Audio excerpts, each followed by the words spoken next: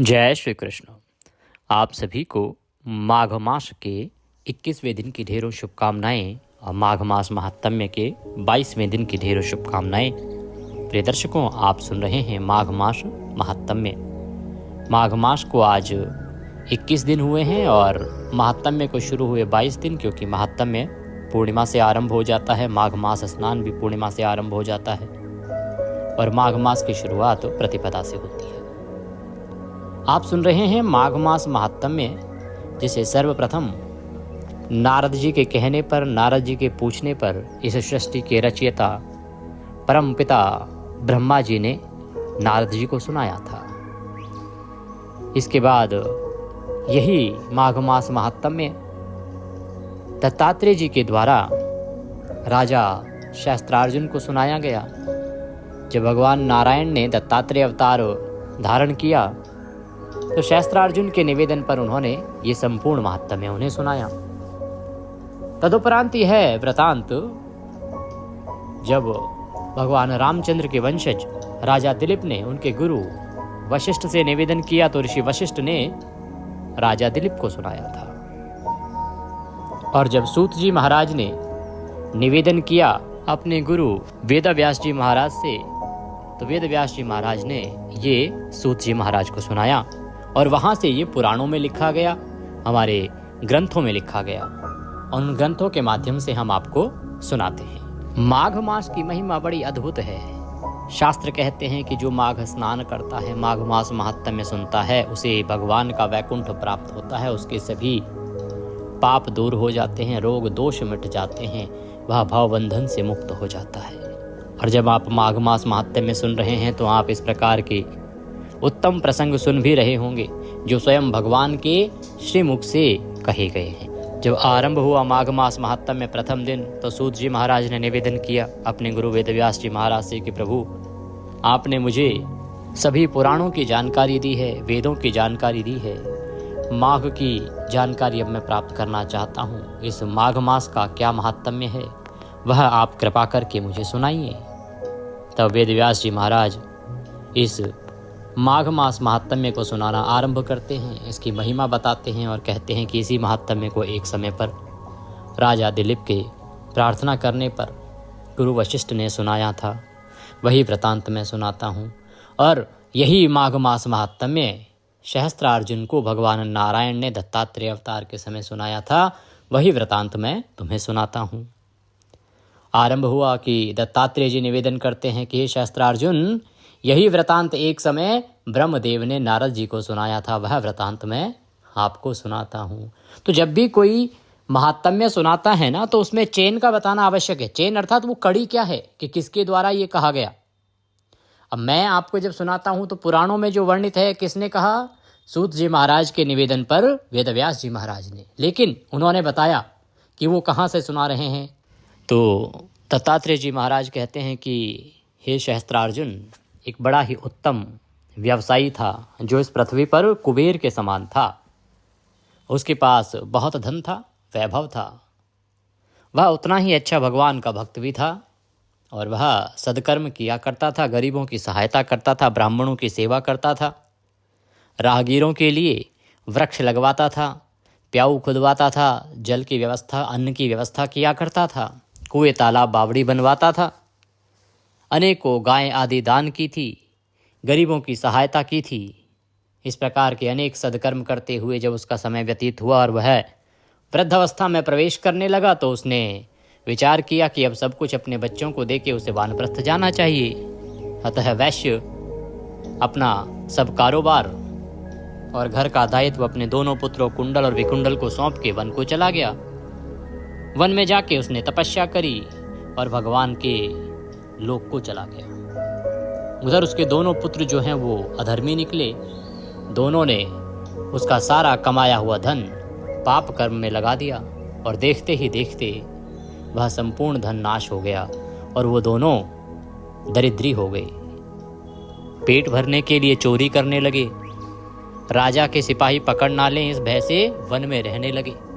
तो जंगल में रहते रहते एक को शेर के द्वारा मार के खा लिया गया और दूसरा सांप के काट लेने से मृत्यु को प्राप्त हुआ। दोनों यमलोक पहुंचे जब वहाँ उनका बही खाता देखा गया तो चित्रगुप्त ने कहा कि बड़े भाई को नरक में डाल दिया जाए और छोटा जो विकुंडल है उसको स्वर्ग भेज दिया जाए। जब विकुंडल को स्वर्ग ले जाया जाने लगा तो उसने यमदूतों से पूछा कि यमदूतों, मैंने ऐसा कौन सा कर्म किया जिसके कारण मुझे स्वर्ग मिल रहा है, क्योंकि मैं तो यही जानता हूं कि मैंने भी उतने ही बुरे काम किए जितने बड़े भाई ने किए, फिर मुझे स्वर्ग क्यों? तो यमदूतों ने बताया कि विकुंडल, एक समय जब तुम वन में रहते थे तो एक ऋषि पुत्र के साथ अनजाने में तुमने माघ मास में 2 दिन यमुना जी में स्नान कर लिया था और उसी के पुण्य प्रभाव से एक दिन के प्रभाव से तुम्हारे पाप नष्ट हो गए और दूसरे दिन के प्रभाव से तुम्हें स्वर्ग की प्राप्ति हुई है।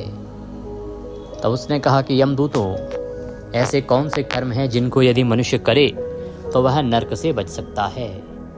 तब यमदूत उसे वो सभी कर्म बताते हैं कि मन से किसी को नुकसान नहीं पहुंचाना, मन से किसी के प्रति नफरत नहीं करना, किसी के ईर्ष्या नहीं करना, किसी को कभी बद्दुआएं न देना और कभी अपने शरीर से किसी को आघात न करना। मन, क्रम, वचन तीनों प्रकार से आपको किसी को नुकसान नहीं पहुंचाना। दूसरों की सहायता करना, गरीबों को दान देना, ब्राह्मणों की सेवा करना, ब्राह्मणों को दान देना। जितना हो सके पथिक लोग जो हैं, जो रास्ते में चलने वाले हैं, उनके लिए पानी की प्याऊ लगवाएं। कुएं, तालाब, बावड़ी तो पहले बनते थे, अब तो उनकी आवश्यकता भी नहीं रही।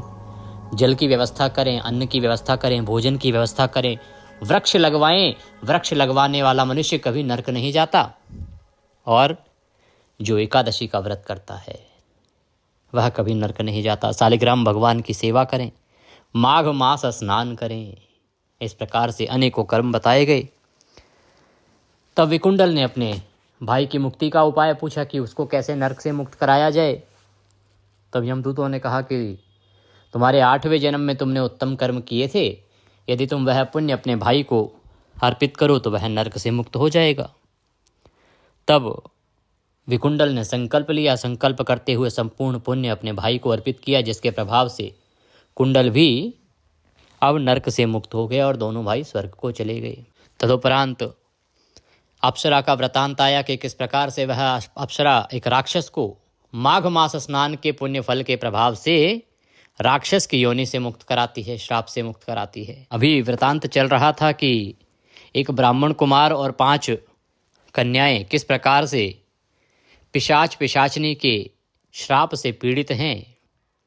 जिस सरोवर पर वो रहते हैं वहाँ पर लोमस ऋषि का आगमन हुआ। तब उन्हें पता चला कि 5 बालिकाएं और एक बालक इस प्रकार से श्राप के कारण पिशाच और पिशाचनी बने हुए हैं।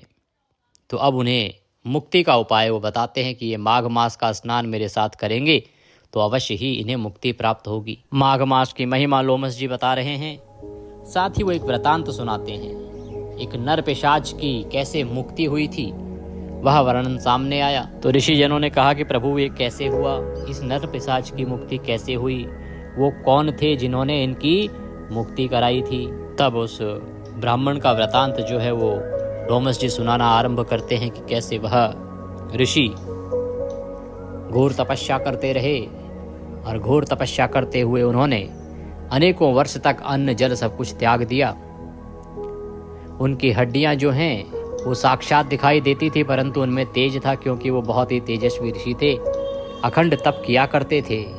एक बार जब भगवान उनके तप से प्रसन्न हुए, भगवान ने कहा कि वर मांगो। उन्होंने कहा प्रभु अब तो आपके साक्षात दर्शन होंगे, वर क्या चाहिए, मुझे किसी वर की आवश्यकता नहीं है, बस इतना वर दीजिए कि सदा आपकी सेवा में मन लगा रहे।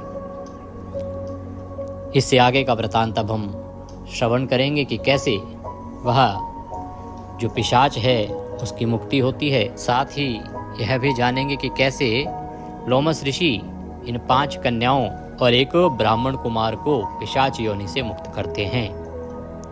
तो आइए आज का अध्याय आगे बढ़ाएं। उससे पहले आपसे निवेदन है कि ये पवित्र माघ मास महात्म्य का वीडियो है तो कृपया इसे एक बार लाइक अवश्य कर दीजिएगा। परमेश्वर वासुदेव की कृपा प्राप्त करने के लिए कमेंट बॉक्स में अवश्य लिखिएगा जय श्री हरि या ओम नमो भगवते वासुदेवाय।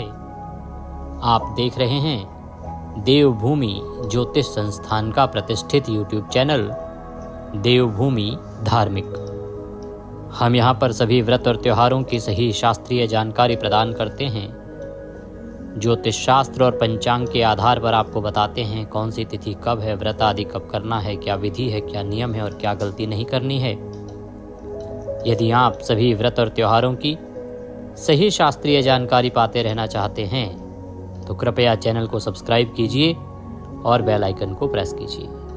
जब आप सब्सक्राइब का बटन दबाएंगे तो वहाँ एक घंटी का निशान बना हुआ आएगा, उसको अवश्य दबाइएगा, तभी आपको हमारे सारे वीडियो प्राप्त होंगे, अन्यथा आपसे जानकारी छूट जाएगी।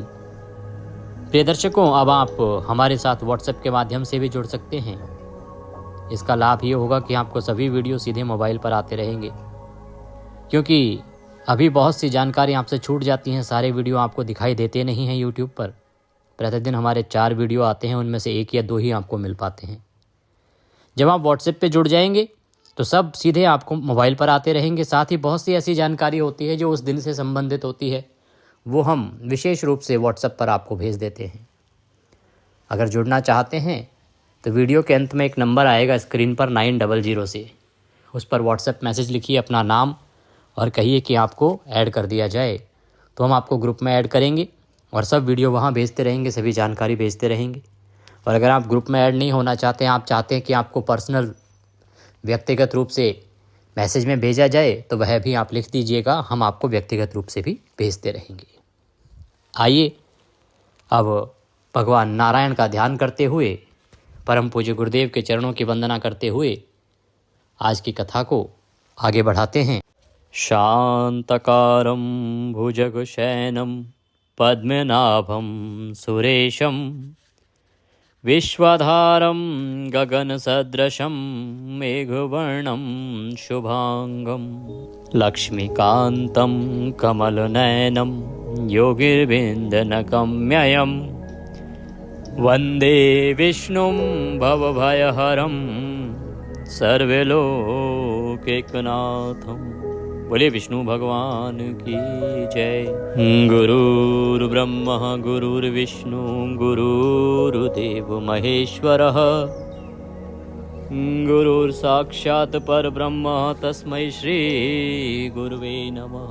बोले गुरुदेव महाराज की जय। या देवी सर्वभूतेषु मां सरस्वती रूपेण संस्थिता नमस्तस्यै नमस्तस्यै नमस्तस्यै नमो नमः। बोलिए सरस्वती महारानी की जय। बोलिए प्रथम पूज्य गणेश जी महाराज की जय। आप सभी दर्शकों को, आप सभी श्रोतागण को मेरा नमस्कार। आइए आज की कथा को आगे बढ़ाते हैं। तो इतना कहकर भगवान जो हैं अंतर्ध्यान हो गए। जब ऋषि ने कहा कि प्रभु मुझे तो केवल यही चाहिए कि आप सदा मुझ पर कृपा करें और सदा मेरा मन आपकी भक्ति में लगा रहे, तो भगवान ने कहा तथास्तु। तब देवनिधि कहने लगे कि महर्षि, जैसे गंगा जी में स्नान करने से मनुष्य पवित्र हो जाता है, वैसे ही भगवान की इस कथा को सुनकर मैं पवित्र हो गया हूँ। कृपा करके उस स्तोत्र को कहिए जिससे उस ब्राह्मण ने भगवान को प्रसन्न किया। लोमश जी कहते हैं उस स्तोत्र को पहले गरुड़ जी ने पढ़ा, उनसे मैंने सुना। हे विप्र, यह स्तोत्र अध्यात्म विद्या का सार, पापों का नाश करने वाला है। वासुदेव सर्वव्यापी चक्रधारी और सज्जनों के प्रिय जगत के स्वामी श्री कृष्ण को नमस्कार है। जब स्तुति करने वाला विचार करे कि सभी जगत विष्णु में है, तो किसकी स्तुति की जाए। तो देवनिधि जो हैं वो ये कह रहे हैं कि महर्षि, मैं वो स्तोत्र सुनना चाहता हूँ जिसके विषय में भगवान ने विशेष रूप से कहा था कि जो इस स्तोत्र के द्वारा, इन शब्दों के द्वारा मेरी स्तुति करेगा, उसकी सभी मनोकामनाएं अवश्य पूरी होंगी। आपको याद होगा प्रिय दर्शकों, कल के अध्याय में अंत में ये वर्णन आया था, जब भगवान नारायण ने वरदान दिया ऋषि को, तब उन्होंने कहा था कि तुमने जिन शब्दों में, जिस स्तुति के द्वारा मेरी स्तुति की है, जो उसको पढ़ेगा या जो उसको सुनेगा, जो मेरी स्तुति उससे करेगा, उसकी सभी इच्छाएं अवश्य पूरी होंगी। तो वही अब देवनिधि जो हैं सुनना चाहते हैं। महर्षि, लोमस्य कि प्रभु वो कौन सी स्तुति थी जिसको उन ऋषिवर ने किया जिससे कि भगवान इतने प्रसन्न हुए? वो कौन सी स्तुति है जो भगवान से मन चाहा वर प्रदान कराती है? तब लोमशी कहते हैं कि उस स्तोत्र को सबसे पहले गरुड़ जी ने पढ़ा और मैंने उनसे ही सुना है, अर्थात मुझे गरुड़ जी ने ही पहले सुनाया था। गरुड़ कौन? भगवान विष्णु के जो वाहन है। लोमश ऋषि कहते हैं कि हे विप्र, यह स्तोत्र आध्यात्म विद्या का सार और पापों का नाश करने वाला है। वासुदेव सर्वव्यापी चक्रधारी सज्जनों के प्रिय जगत के स्वामी श्री कृष्ण को नमस्कार है। जब स्तुति करने वाला विचार करे कि सभी जगत विष्णु में है तो किसकी स्तुति की जाए? कहते हैं कि जब वो स्तुति करने वाला ये विचार कर ले कि सारा संसार विष्णु में ही समाया हुआ है तो फिर स्तुति किसकी की जाए? जिस भगवान के श्वास वेद हैं, और फिर कौन सी स्तुति उनकी प्रसन्नता के लिए की जा सकती है? जिसको वेद नहीं जान सकते, न वाणी न मन जान सकता है, उसकी स्तुति में अज्ञानी क्या कर सकता है? सारा चर अचर संसार जिसकी माया से चक्र की तरह घूम रहा है, इसी से हे प्रभु आप चक्रधारी कहलाते हो। ब्रह्मा विष्णु आप ही हो। सारे संसार को उत्पन्न करने वाले, ब्रह्मा को भी आप उत्पन्न करने वाले हो। जब जीव शरीर को धारण करता है तब उसमें ज्ञान उत्पन्न होता है। आप सब सुखों के दाता हो, इसमें कोई संदेह नहीं है। आपसे संपूर्ण सुखों को देने वाली बुद्धि उत्पन्न होती है। आप ही 5 कामनेंद्रियों और 5 महाभूत तथा मन के विविध भाव हो। ब्रह्मा विष्णु रुद्र की कल्पना से आप संसार की कल्पना इसी प्रकार करते हो जैसे पिता पुत्र की कल्पना करता है। कवियों में जो रूप शोभा देता है उन निर्गुण विष्णु भगवान को मैं नमस्कार करता हूँ। जिसमें ज्ञान रखने से श्रुतियों में कहे हुए कर्मों को लोग कहते हैं, उस परम ब्रह्म को मैं नमस्कार करता हूँ। मैं उस सतरूप हरि को, जिसको योगी लोग सब प्राणियों में आत्म रूप में देखते हैं, उपासना करते हैं, जिसको अद्वैत कहते हुए गाते हैं और यज्ञ करते हैं, उस माधव भगवान को मैं नमस्कार करता हूँ। मनुष्यों को माया तथा मोह में पैदा हुए विचित्र आभास, अहंकार तथा ममता को जानकर खो देते हैं, उन भगवान को मैं नमस्कार करता हूँ। संसार में मनुष्यों के मोह रूपी वायु से सदा भभकने वाली ज्वाला आपके चरण कमल की छाया पहुँचने से नहीं जलाती। जिसके स्मरण मात्र से मोह अज्ञान रोग दुख दूर हो जाते हैं, उस अनंत रूप को मैं नमस्कार करता हूँ। जिसमें मिल जाने पर और किसी दूसरे की इच्छा नहीं रहती, जिसको जानकर अद्वैतवादी आत्मा को देखते हैं। यदि विष्णु शब्द का अर्थ और उसके विषय का ज्ञान एक ही होता तो इस सत्य से, हे माधव, इस संसार की माया में फंसकर तेरे ही ध्यान में रत रहता। यदि वेदांत दर्शन में भगवान सारे संसार में व्याप्त हैं तो इसी सत्य से भगवान में भरी निर्विघ्न भक्ति हो, जो बीज नहीं है तो भी बिना बीज के स्वयं विद्यमान है।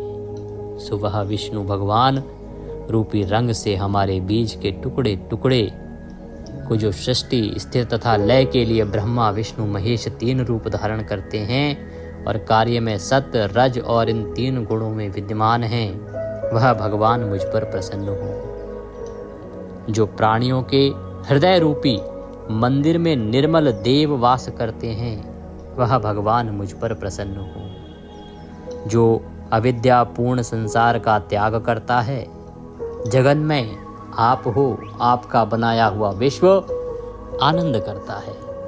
आपके त्याग करने पर अपवित्र हो जाता है, उसका साथ करने पर भी तुम बिना साथ के बने रहते हो। विकार रहित जिनके चावाक पंचभूत योग से पैदा हुआ चैतन्य मानते हुए उपासना करते हैं। जैन लोग आपको शरीर का परिणाम मानते हैं और सांख्यवादी आप ही को प्रकृति से परे पुरुष मानकर ध्यान करते हैं। जन्म इत्यादि से रहित चैतन्य रूप सदा आनंद स्वरूप उपनिषद जिसकी महिमा गाते हैं, आकाश आदि पंच महाभूत, देह मन बुद्धि इंद्रियां, सब कुछ आप हो, आपसे अलग और कुछ नहीं।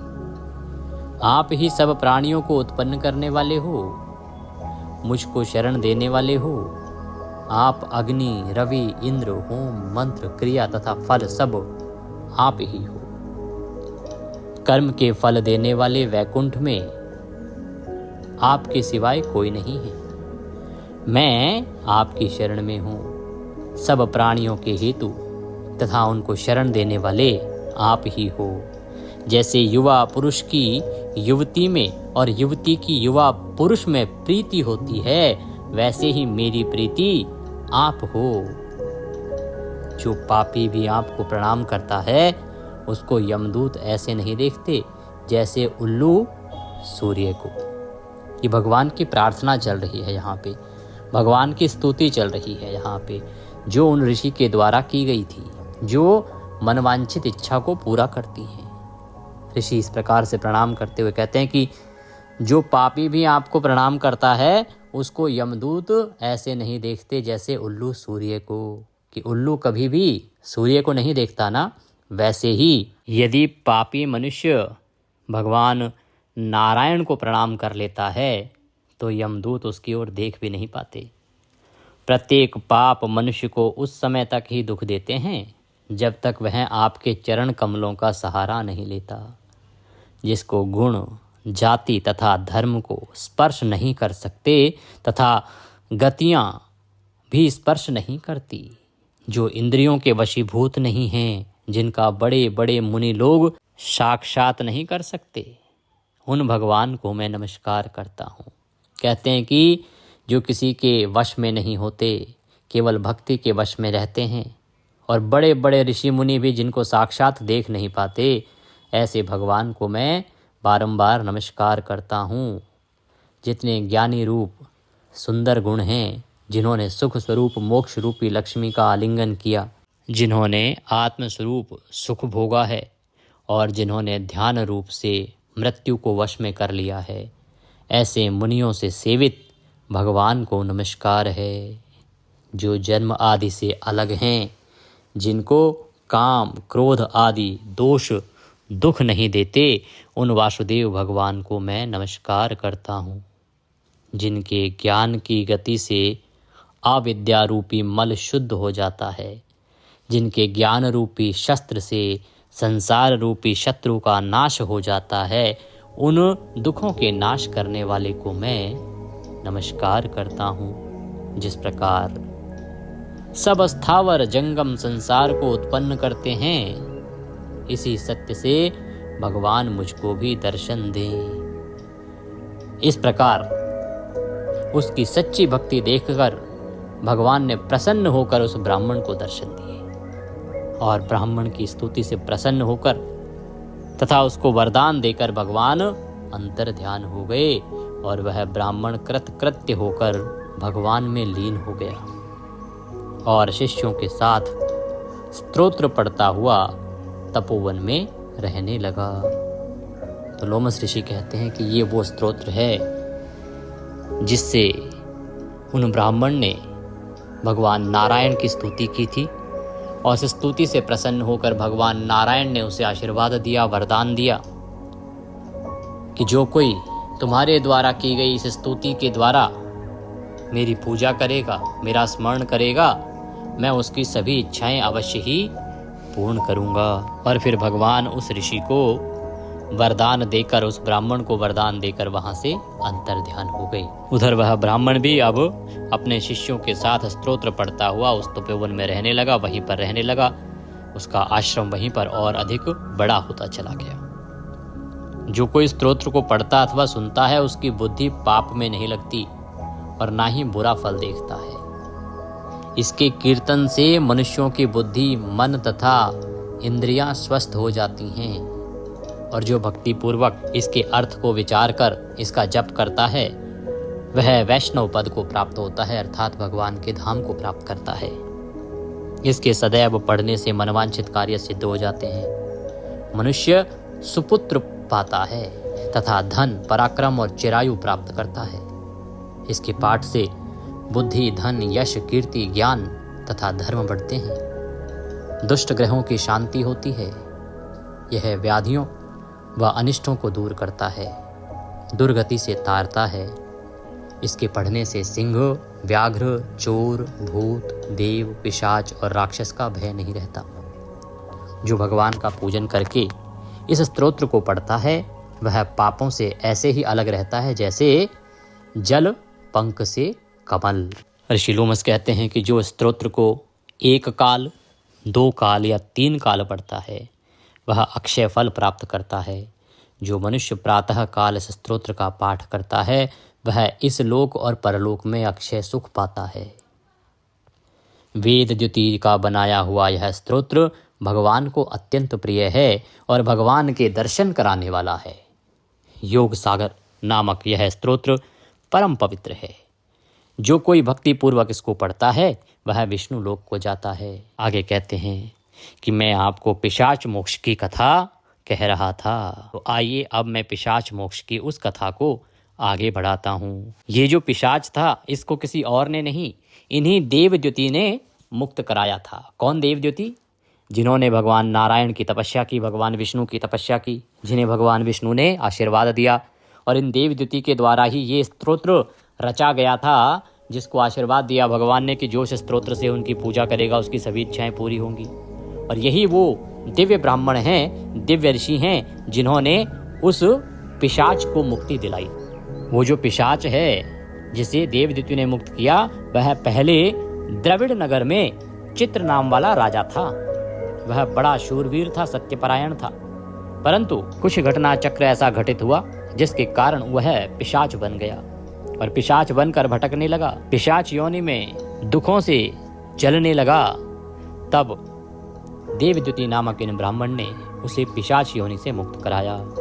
यह वृतांत हम कल के अध्याय में श्रवण करेंगे कि कैसे ये जो राजा था क्या राजकाज करता था, क्या इसने कर्म किया जिसके कारण इसे पिशाच की योनि में जाना पड़ा, ये पिशाच क्यों बना, कैसे यह राजा देवद्युति से मिला और महाराज देवद्युति जो परम विद्वान हैं, भगवान नारायण के भक्त हैं, वो कैसे इन राजा को जो अभी पिशाच बन गए हैं उनको इस योनि से मुक्त कराते हैं। यह पिशाच की मुक्ति का जो वृतांत है कल हम आगे श्रवण करेंगे। बोले विष्णु भगवान की जय। प्रिय दर्शकों, आज 24 तारीख है और 25 तारीख को बड़ा उत्तम दिन है, माघ शुक्ला सप्तमी का दिन है। इस दिन पितृकर्म अवश्य करिएगा, पितरों का तर्पण अवश्य कीजिएगा, क्योंकि अगर आपने 25 तारीख को पितरों को तर्पण कर दिया तो आपके पितृ 2000 वर्ष तक तृप्त रहेंगे। पितृदोष का सबसे बड़ा उपाय है ये दिन साधारण नहीं है और बहुत अधिक कुछ करने की आवश्यकता भी नहीं है पितृतर्पण के लिए। विधि मैंने आपको बता ही रखी है, कल मैं पुनः बता दूंगा। वैसे मैंने वीडियो अपलोड कर दिया है जिसमें बताया है माघ मास की सप्तमी की क्या महिमा है, क्या करना चाहिए, क्या नहीं करना चाहिए, उसे अवश्य देखिएगा। आने वाली एकादशी के विषय में जानकारी मैंने अपलोड की है और महाशिवरात्रि के विषय में भी जानकारी अपलोड की है। बसंत पंचमी का त्यौहार पूर्ण हो चुका है, आशा करते हैं कि आपने विधि विधान से इसे मनाया होगा। आज दुर्गा सप्तशती के अध्याय सुनना न भूलिएगा। माघ मास गुप्त नवरात्रि के कुछ ही दिन बचे हैं, इनका लाभ लीजिए। जितना हो सके आप दुर्गा रक्षा कवच सुनिए और प्रतिदिन दुर्गा सप्तशती अवश्य ही श्रवण कीजिए। आज की कथा के निमित्त यदि दक्षिणा आदि कुछ भी अर्पित करना चाहते हैं तो आपकी स्क्रीन पर नंबर आ रहा है, उस पर भेज सकते हैं, या जो QR कोड दिया है उसको स्कैन करके भी भेज सकते हैं। भगवान नारायण सब पर कृपा करें। हरे कृष्ण।